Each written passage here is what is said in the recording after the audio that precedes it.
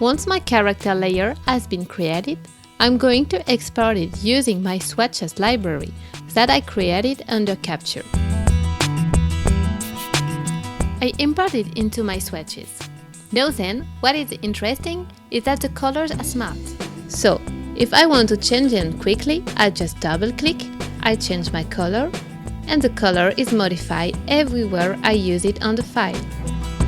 Once I've finished with the swatches, I'm going to move on to creating the illustration, often making simple shapes, circles, supported by dynamic angles using the pen. Along with the Shape Designer tool, this enables shapes to be created very quickly, so I can get the illustration that I want.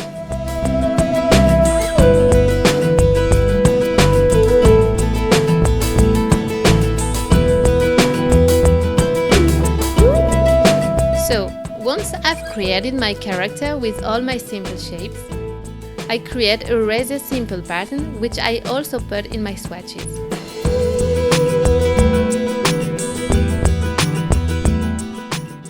And to apply the pattern to the kimono, I'm going to use the appearance palette, which I really use quite often. Then I duplicate the background and I add my pattern to its new background layer. And what's interesting here is that I'm going to be able to change the blending mode and the opacity, all while keeping a simple path. And there you have it.